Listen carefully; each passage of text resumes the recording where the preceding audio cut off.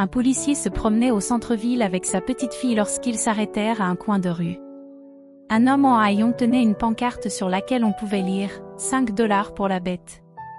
Derrière l'écriteau gisait un vieux berger allemand, les côtes saillantes, une oreille tordue et des cicatrices sur tout le corps. La fillette tira la manche de son père et supplia. « S'il te plaît, papa, on peut le sauver ?» Il hésita, mais au moment où leurs regards se croisèrent, quelque chose en lui se brisa.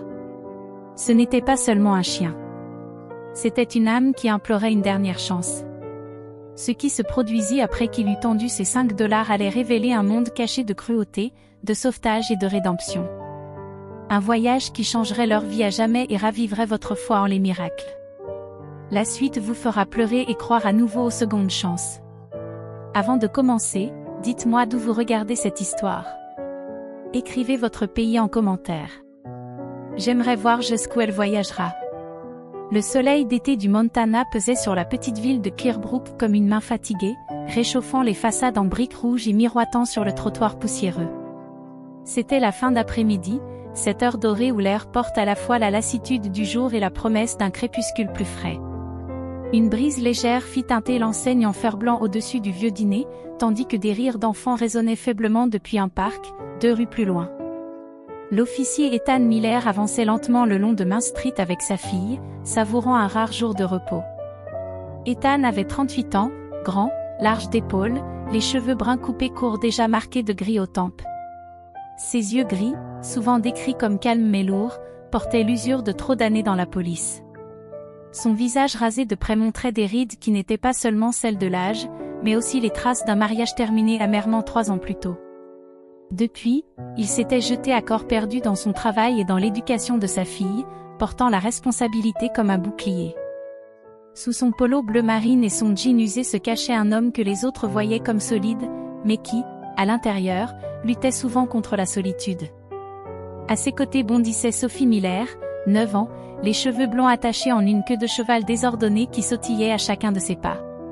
Elle avait les yeux gris de son père, mais sans sa lourdeur. Les siens brillaient d'une lumière pleine d'espoir, celle que seuls les enfants savent garder. Elle portait une robe d'été jaune pâle et des baskets blanches déjà couvertes de poussière des jeux estivaux. Curieuse, bavarde et infiniment compatissante, Sophie avait hérité de ce trait de sa grand-mère disparue, une femme qui avait consacré sa vie à soigner les animaux errants. Sophie rappelait souvent cette femme à Ethan, ce qui réchauffait son cœur autant que cela le faisait souffrir. En passant devant l'épicerie et la librairie fermée, Ethan aperçut une silhouette recroquevillée près de l'arrêt de bus. L'homme s'appelait Harold Boone, du moins c'est le nom dont Ethan se rappellerait plus tard, lié à une plainte pour vagabondage. Harold avait une 50aine d'années, la peau tannée par des années passées dehors, une barbe éparse et négligée striée de gris. Ses vêtements pendaient lâches sur lui, une chemise à carreaux passés, un jean troué, des bottes à semelles usées. Il dégageait l'aura d'un homme perdu dans les failles de la société depuis longtemps. Ses yeux, inquiets, avaient malgré toute une lueur rusée, celle de quelqu'un habitué à survivre avec des demi-vérités. Mais ce n'était pas Harold qui arrêta Sophie dans sa marche. À côté de lui, retenu par une corde effilochée, gisait un vieux berger allemand. Son pelage fauve, terni par la saleté, était marqué de plaques grises autour du museau et des pattes. Ses côtes apparaissaient sous son poil clairsemé, et une oreille pendait, mal ressoudée d'une vieille blessure. La patte arrière tremblait chaque fois qu'il tentait de bouger, signe d'une douleur ancienne. Mais ce qui frappait le plus, c'étaient ses yeux, d'un brun profond, luisant de souffrance, mais portant encore une étincelle de vie qui refusait de s'éteindre. Un morceau de carton appuyé contre le genou de Harold portait ces mots maladroitement tracés au marqueur noir. 5 $ pour la bête. Sophie eut un hoquet, sa petite main serrant plus fort les doigts de son père. « Papa, regarde-le » murmura-t-elle, la voix tremblante. Les yeux d'Ethan suivirent les siens. Il vit un chien qui aurait dû être fier et fort, réduit à une ombre de lui-même. Il avait déjà vu des animaux négligés au cours de son métier, mais celui-ci, cette dignité silencieuse malgré la souffrance, fit se serrer sa poitrine. Pourtant, son esprit pratique d'homme de loi reprit le dessus.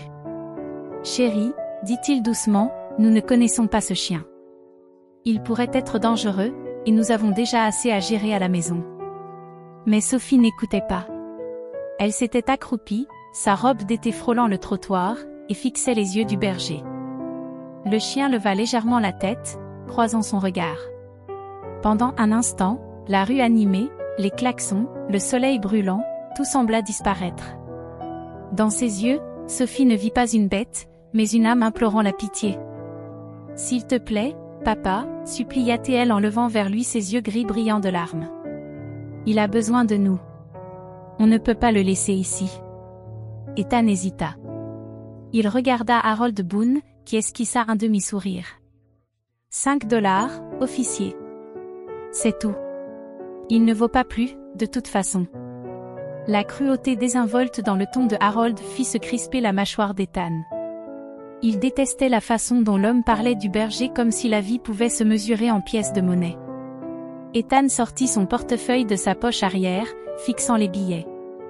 Il n'avait pas besoin d'une bouche de plus à nourrir, encore moins d'un animal qui risquait d'amener des factures de vétérinaire et des complications. Mais la main de Sophie serrait toujours la sienne, sa voix vibrante d'urgence. « Papa, s'il te plaît. » Ethan poussa un long soupir. Sa fille demandait rarement quoi que ce soit. Et, au fond, l'idée de tourner le dos à ses yeux bruns lui était insupportable.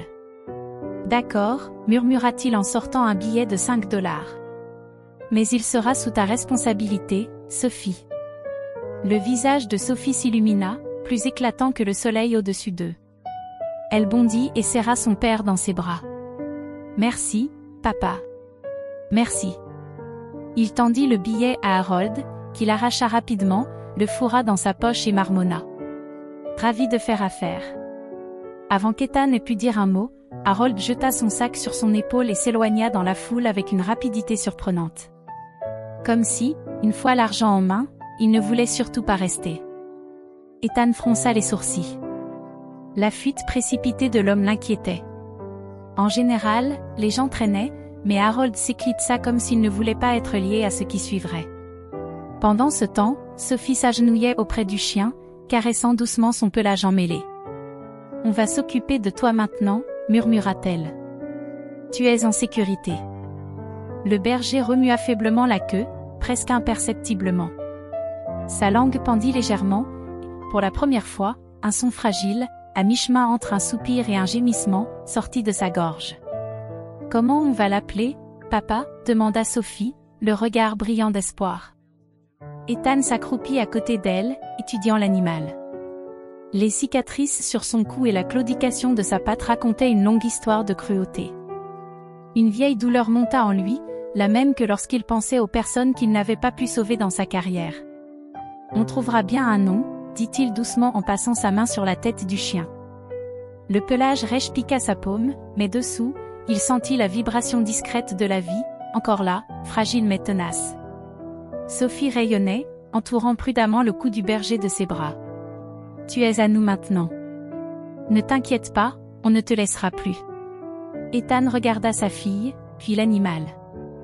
L'espace d'un instant, il se demanda si ce choix allait changer plus que le destin d'un vieux chien abîmé. Quelque chose dans le regard que le chien posait sur Sophie, comme s'il la reconnaissait, le troubla autant que cela le réconforta. La brise se leva, portant l'odeur de friture du dîner et le grondement lointain d'un train. Les ombres du soir s'allongeaient sur Main Street. Ethan se redressa, jetant un coup d'œil dans la direction où Harold Boone avait disparu.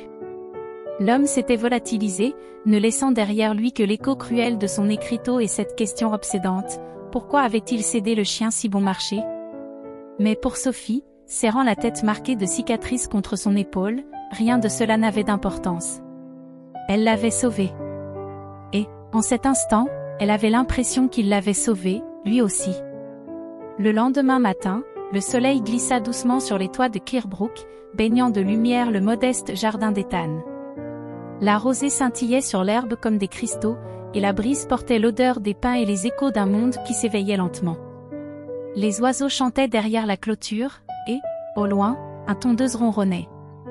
Ethan se tenait sur le perron, une tasse de café fumant à la main, observant sa fille accroupie sur la terrasse avec un flacon de shampoing pour chien et un grand seau bleu rempli d'eau tiède. Le berger reposait tranquillement à ses côtés, la tête sur ses pattes avant, les yeux mi-clos mais attentifs. Sophie s'était levée à l'aube, décidée à offrir un vrai accueil à leur nouvel ami. Il l'avait appelé Bruno, un nom que Sophie avait choisi après avoir regardé un vieux dessin animé la veille. Il est fort comme un ours, avait-elle dit. Ethan avait souri, et, en vérité, le nom convenait bien à ce vieux chien meurtri. Sophie portait un t-shirt trop grand, couvert de licornes effacées, avec un short de vélo. Ses cheveux étaient attachés en 2 couettes, et une serviette rose pendait sur son épaule. Elle bougeait avec une concentration calme, levant parfois les yeux vers Bruno comme pour demander la permission avant de le toucher. Il n'avait pas aboyé depuis son arrivée. Pas grogné, pas gémi. Il observait. Il endurait. Ethan posa sa tasse et s'approcha, s'agenouillant près de Sophie. « Besoin d'aide ?» demanda-t-il. Sophie hocha la tête sans lever les yeux. « Tiens-lui la tête pendant que je lave autour des yeux. Je ne veux pas que le savon pique. » Bruno ne résista pas. Il bougea à peine lorsqu'Ethan soutint doucement son large crâne entre ses mains. Le pelage était plus épais ici, plus rêche, encore emmêlé par endroits. Sophie pressa le flacon, et la mousse se répandit en volutes blanches et grises sur son dos. Puis, alors que ses doigts glissaient dans les couches de saleté, elle s'arrêta. « Papa, dit-elle doucement. Regarde. » Ethan se pencha. Sous la mousse, entourant le cou du chien comme un collier fantôme, se dessinait un sillon profond et sans poils. La peau était boursouflée, légèrement en relief, et s'étendait vers la poitrine avant de disparaître sous l'épais pelage. Sophie effleura la marque du bout des doigts. « C'est une cicatrice » murmura-t-elle. Comme s'il avait porté quelque chose de trop serré pendant longtemps. La mâchoire d'Ethan se crispa. « Ou comme si on l'avait gardé enchaîné » grommela-t-il. Au fur et à mesure qu'il rinçait et séchait Bruno, d'autres marques apparurent. Des cicatrices fines sur les côtes, une zone sans poils près de la queue, et surtout, sa patte arrière droite portait les traces d'une vieille fracture. Il boitait légèrement, l'épargnant à chaque mouvement. Sophie fronça les sourcils, les yeux embués de tristesse. Qui pourrait faire du mal à un chien comme lui? Ethan ne répondit pas tout de suite. Il passa une main sur la tête de Bruno, sentant le léger tremblement sous sa peau. « Certaines personnes ne devraient jamais approcher d'animaux, dit-il enfin. C'est tout. Tu crois que c'était un chien policier? Demanda Sophie.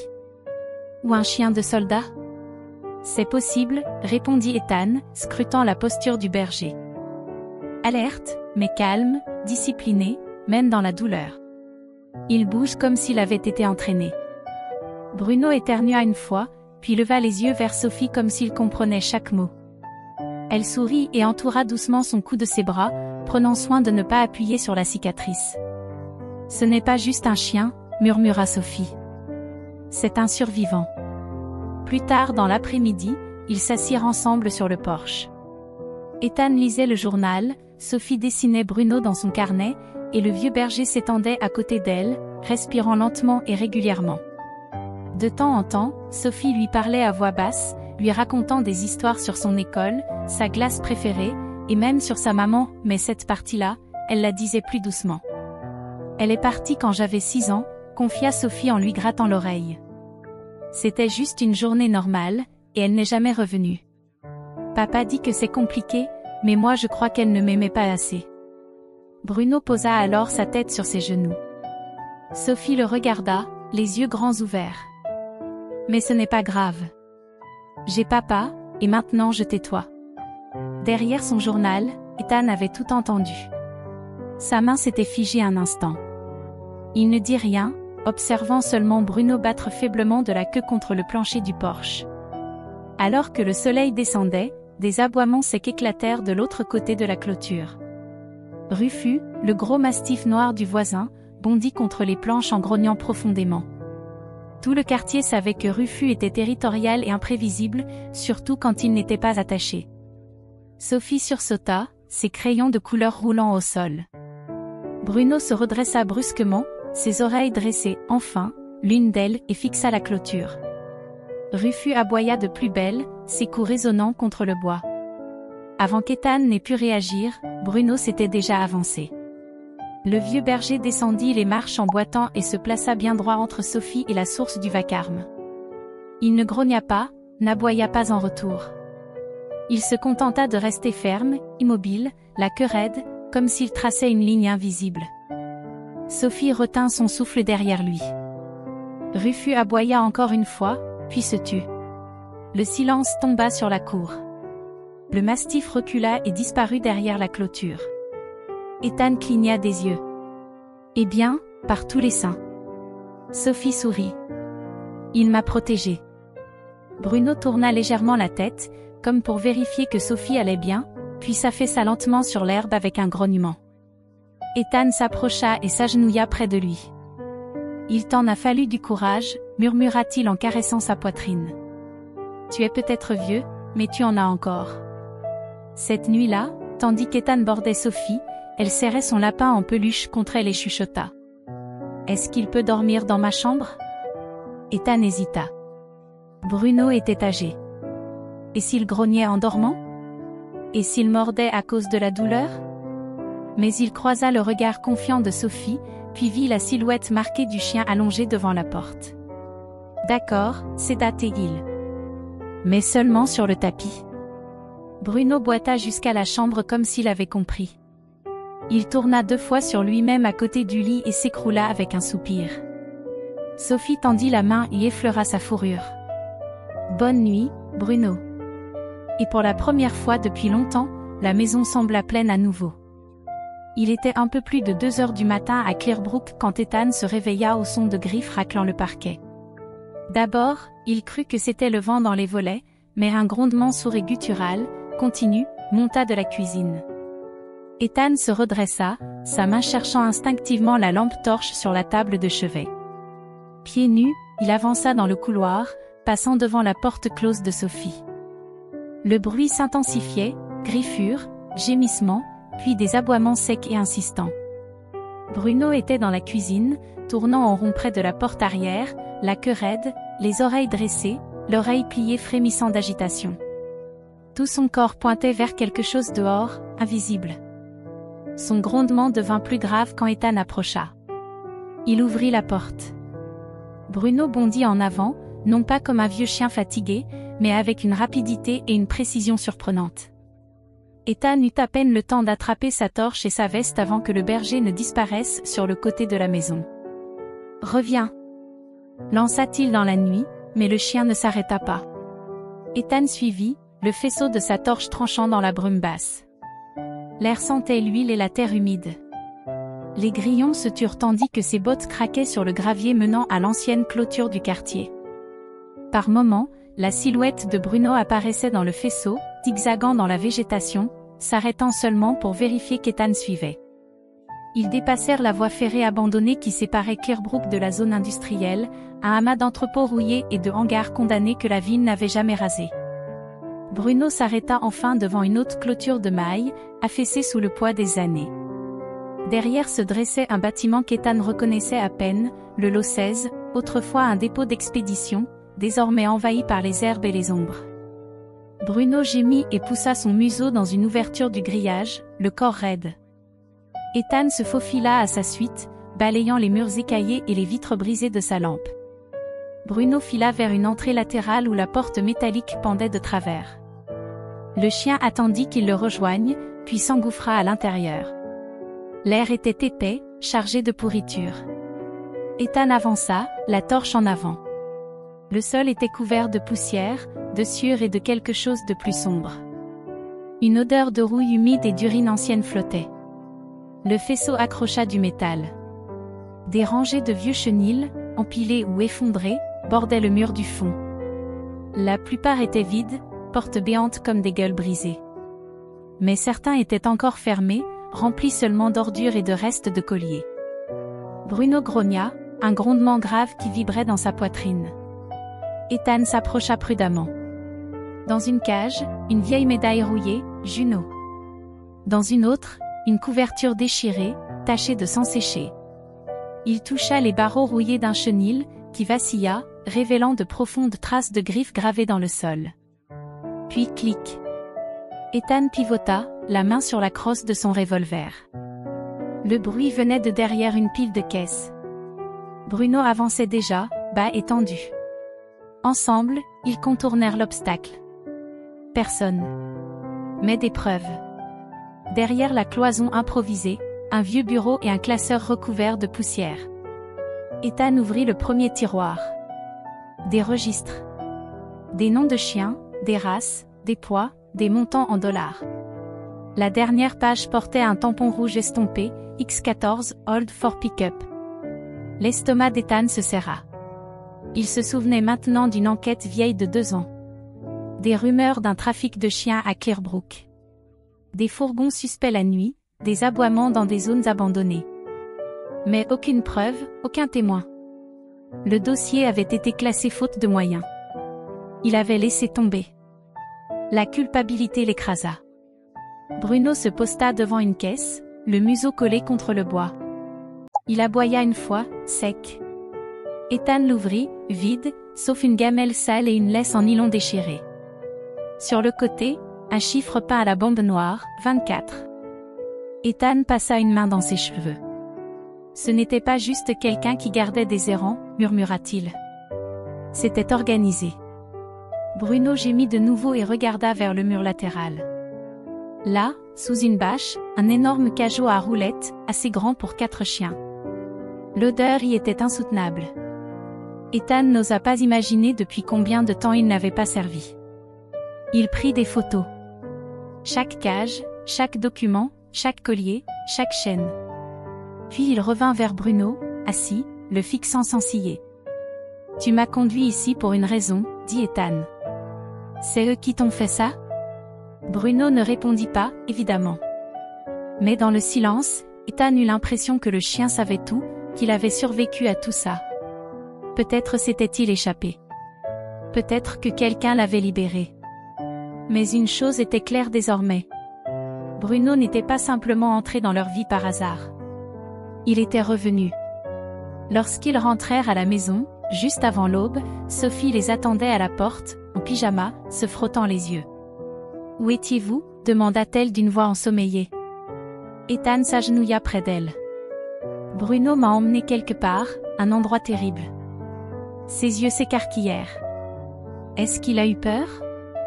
Ethan regarda Bruno, puis sa fille. « Non, dit-il doucement. Il a été courageux. » Le lendemain matin, Ethan ne parvenait pas à chasser de sa tête les images de l'entrepôt, les cages rouillées, les couvertures ensanglantées, les noms gravés dans le métal. Tout semblait trop intentionnel pour être le fruit du hasard. Assis dans son petit bureau à domicile, son café refroidi à ses côtés, il avait éparpillé des papiers sur le bureau. Parmi les documents récupérés du lot 16 se trouvait une enveloppe déchirée, décolorée par l'eau et le temps. On y lisait à l'encre pâlie les mots Kennel X14. Il tapa la phrase dans la base de données de l'État, mais ne trouva rien d'utile.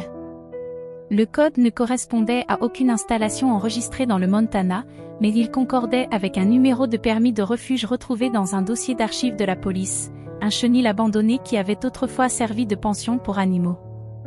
Ethan s'en souvenait vaguement.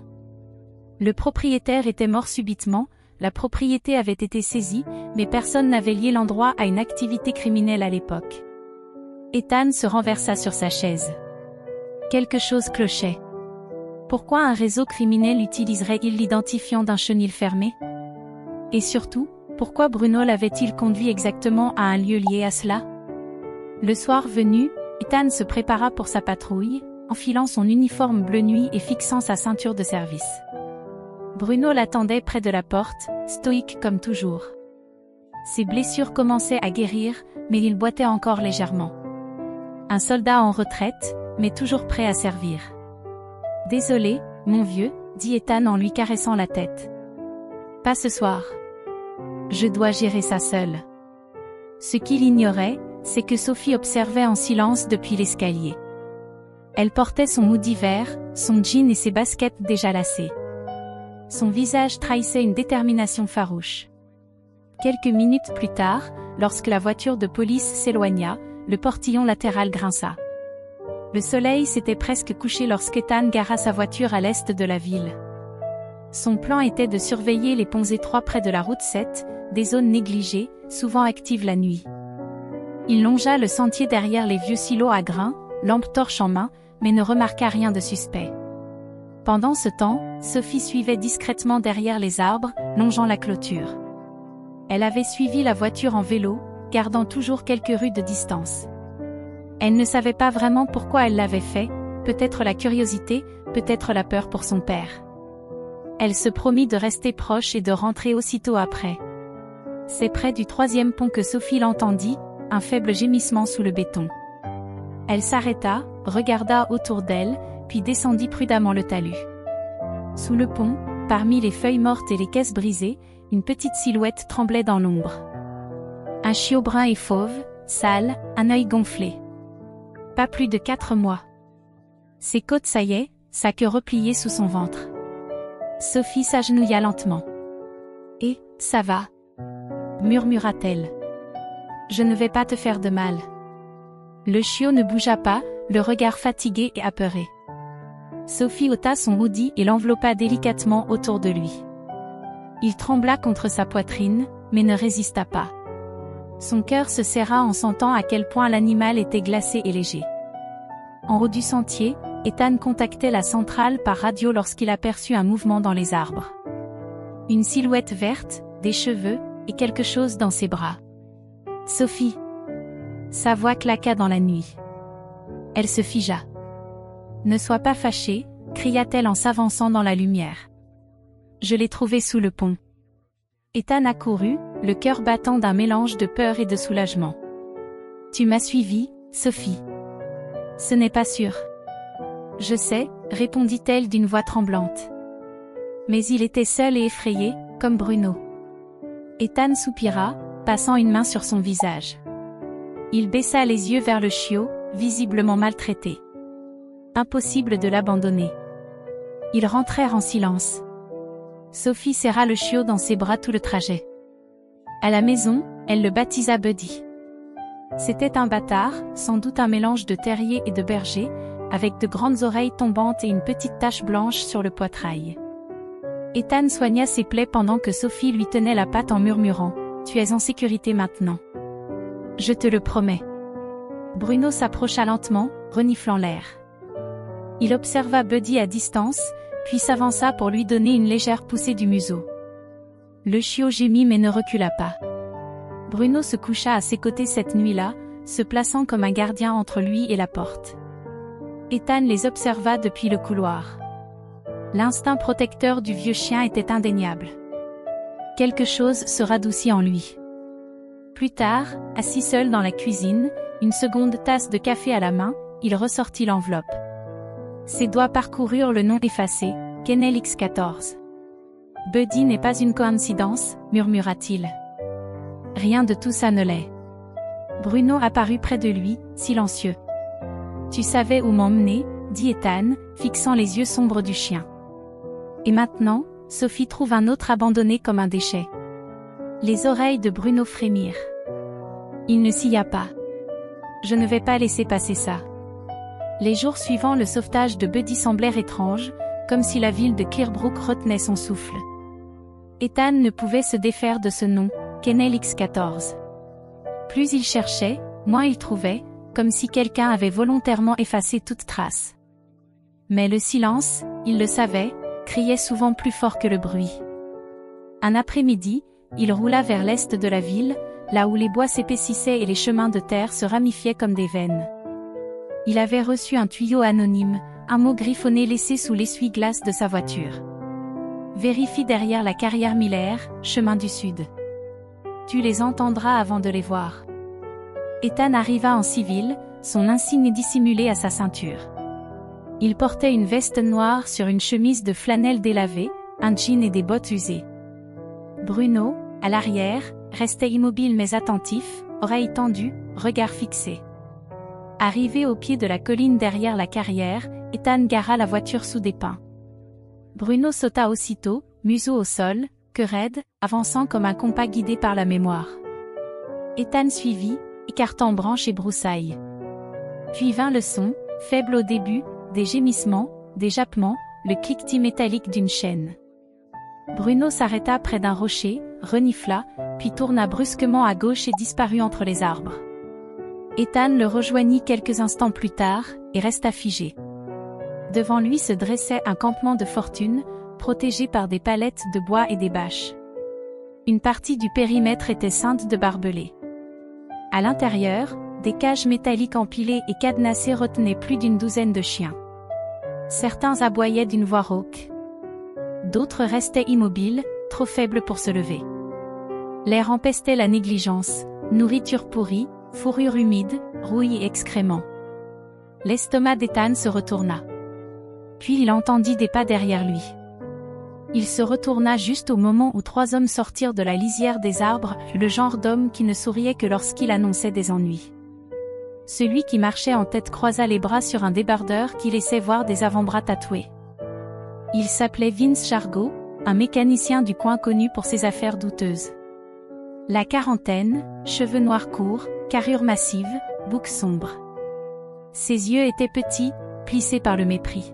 « Eh bien, fit Vince d'une voix lente et visqueuse comme de l'huile, je ne m'attendais pas à de la compagnie. » Derrière lui se tenaient Luther et Clem Linné, la trentaine, visage tanné par le soleil, mains calleuses comme celles de Rancher. Clem tenait une clé à molette. Luther se contenta de faire craquer ses jointures. Ethan ne bougea pas. « C'est toi qui gères ici ?» demanda-t-il. « On s'occupe de nos affaires » répondit Vince en jetant un regard à Bruno. « Tu ferais mieux d'en faire autant. »« Ces chiens ne sont pas à toi » intervint Clem en avançant. « Tu n'as pas de mandat, Miller. Et t'as sûrement pas de renfort. » Bruno grogna, se plaçant entre Ethan et les hommes.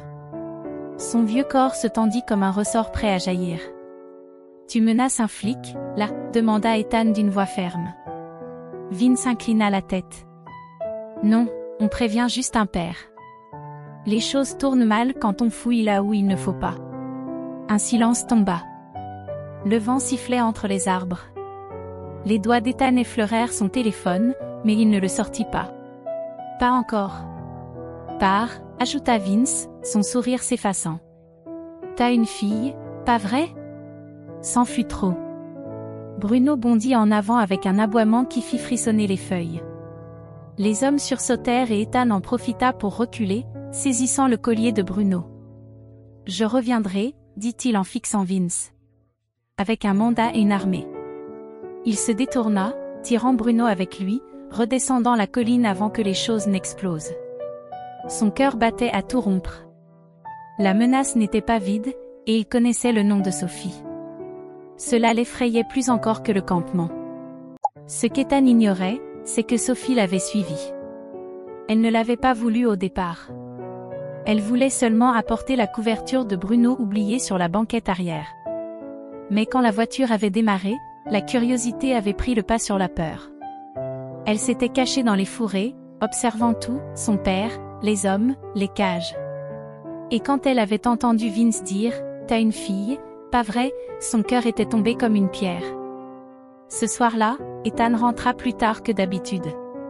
Sophie était recroquevillée sur le canapé, Bruno à ses pieds, Buddy endormi dans une couverture près de la cheminée. Elle ne dit rien jusqu'à ce qu'il accroche sa veste. « Je les ai entendus, » murmura-t-elle. « Je t'ai suivi. Je sais que je n'aurais pas dû, mais je l'ai fait. » Ethan se figea, se retournant lentement. Les yeux de Sophie brillaient de larmes retenues. « Ils savent pour moi, n'est-ce pas ?» demanda-t-elle.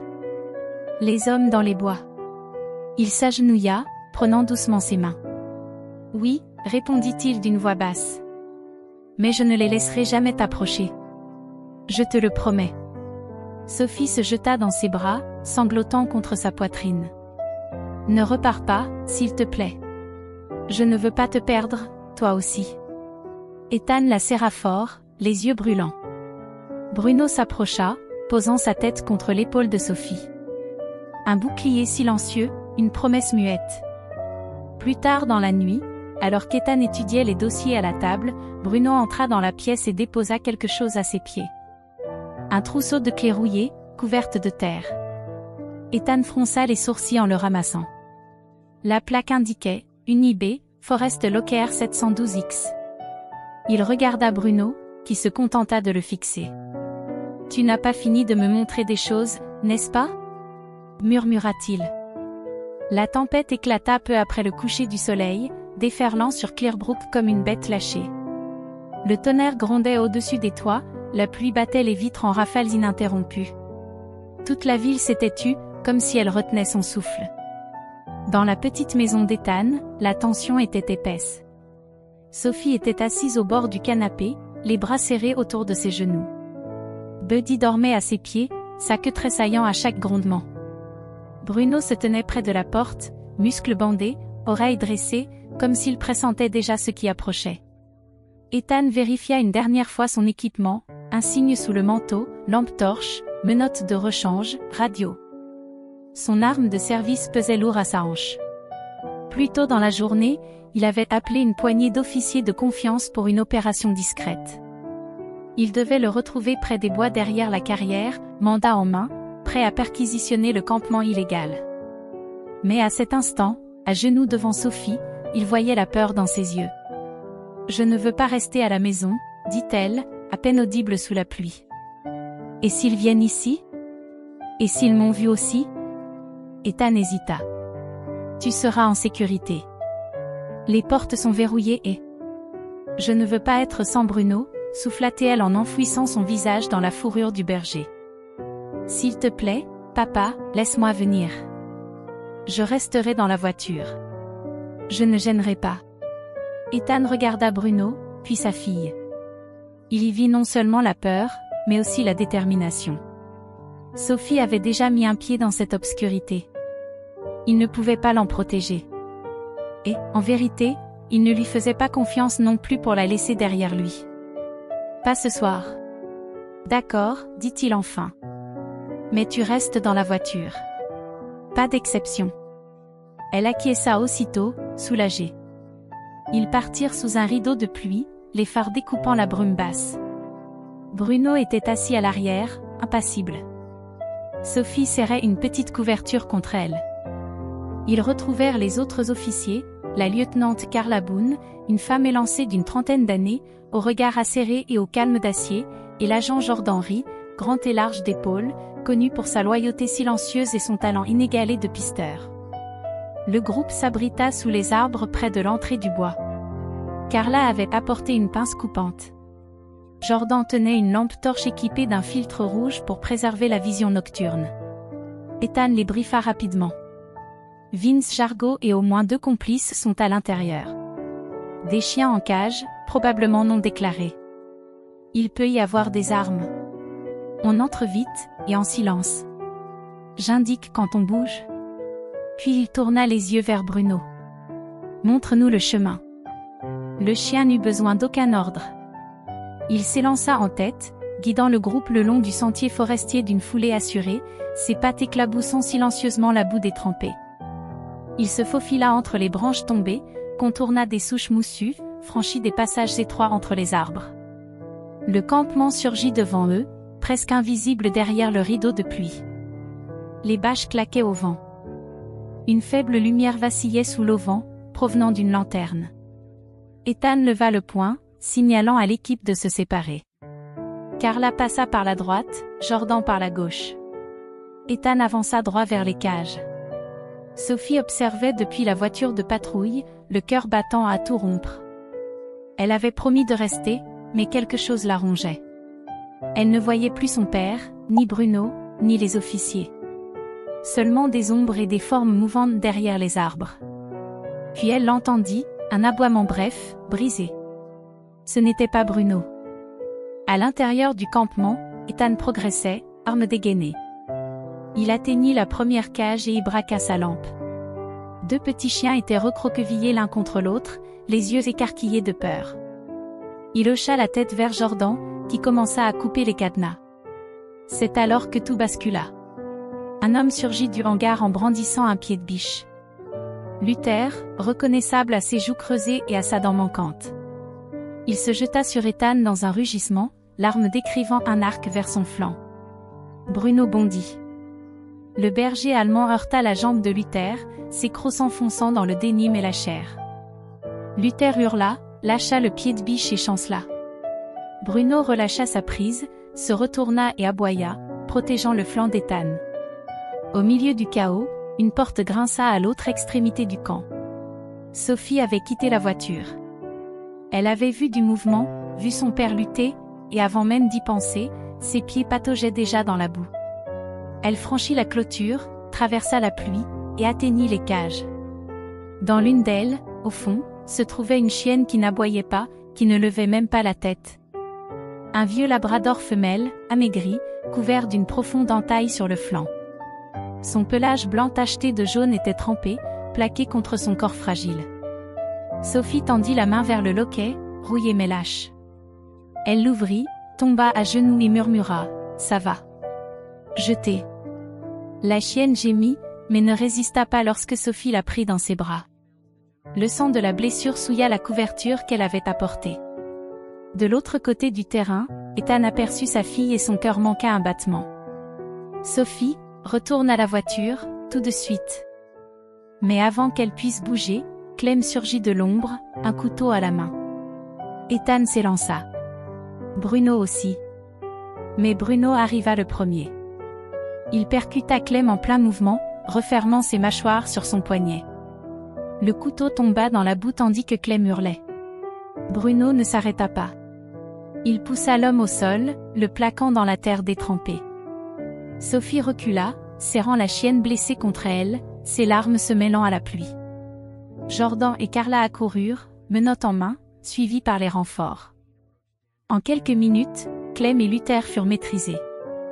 Vince tenta de s'échapper dans les bois, mais Carla le neutralisa avec son tasé avant que l'obscurité ne l'engloutisse. Le camp retomba dans le silence. Ethan s'agenouilla près de Sophie, les serrant toutes deux, sa fille et le labrador blessé, dans ses bras. Il murmura des remerciements contre ses cheveux mouillés, le cœur battant du poids de tout ce qu'ils avaient failli perdre. Bruno, trempé, le museau taché de boue et de sang, boitillait vers eux. Il s'assit à leur côté, haletant, les yeux fixés sur Ethan. « Tu nous as sauvés, » dit Ethan. Et Bruno, ce vieux chien brisé que personne ne voulait, baissa simplement la tête et la posa contre la jambe de Sophie. L'orage était passé, mais l'air gardait une lourdeur persistante, comme si la terre elle-même se souvenait de ce qui s'était produit la nuit précédente. Les bois près de la carrière étaient désormais silencieux. Plus d'aboiements, plus de cris, mais le souvenir des 40 cages et de la puanteur de la peur restait accroché au sens d'Ethan comme une fumée humide. Au commissariat, la paperasse de l'opération avait pris presque toute la matinée. À midi, les trois hommes, Clem, Luther et l'instigateur, Joe Carter, étaient enfermés dans des cellules en attente de transfert.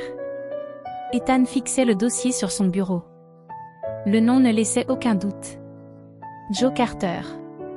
Un homme qu'il n'avait pas vu depuis près de 6 ans, qu'il pensait disparu de Clearbrook après une série d'arrestations mineures et de magouilles.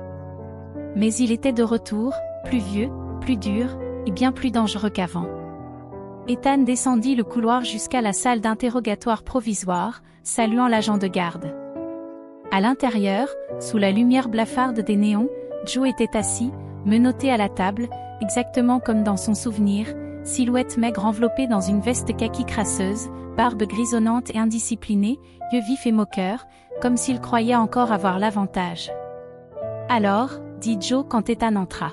« On t'envoie parce que tu me dois encore un verre, ou parce que t'es le seul assez idiot pour croire que ça compte ? » « Je suis là, » répondit calmement Ethan, « parce que je sais ce que tu as fait. » Joe ricana.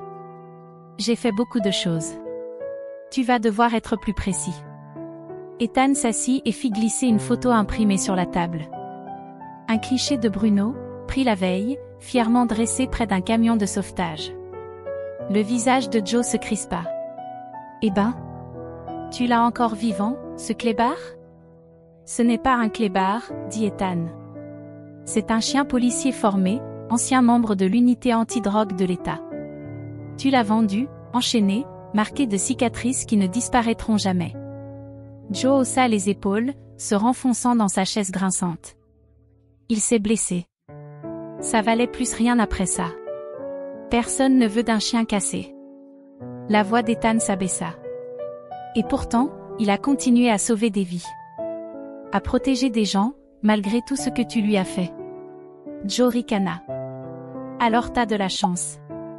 Mais fais pas semblant qu'il soit spécial. C'était un outil. Et les outils, ça s'use. Ethan se leva lentement.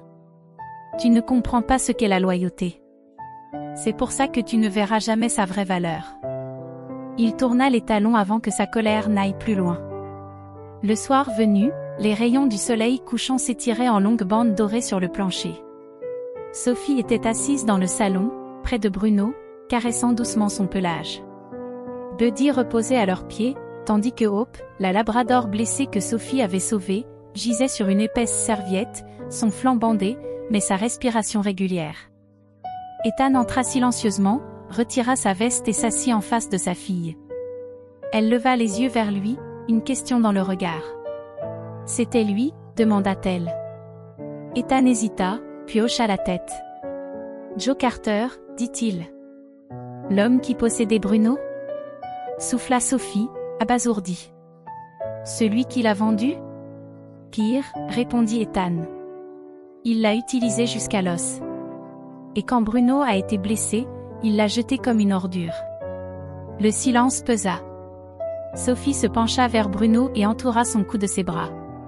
Le chien resta immobile, les yeux clos, respirant lentement. Elle enfouit son visage dans sa fourrure, sa voix brisée. « Je ne laisserai plus jamais personne t'abandonner, » murmura-t-elle. « Jamais. » Bruno tourna légèrement la tête, posant son menton sur son épaule. Ethan sentit quelque chose se déplacer en lui. Quelque chose de silencieux mais puissant. Le genre de poids qui surgit quand un enfant prend sur elle une douleur qui n'était pas la sienne et décide de la transformer en amour. Plus tard dans la nuit, après avoir bordé Sophie, Ethan se tenait dans la cuisine, versant une tasse de tisane à la camomille, quand il entendit de doux pas derrière lui. Bruno entra, avançant plus lentement que d'habitude, sa boiterie un peu plus visible après les événements de la veille. Ethan s'accroupit à côté de lui. « Tu as été formidable, mon grand, chuchota-t-il.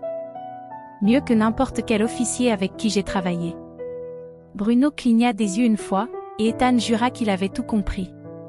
Il sortit de sa poche une médaille argentée en forme de badge, qu'il avait retrouvée des années auparavant dans un vieux carton, un ancien insigne de l'unité K9 gravé du mot Valor.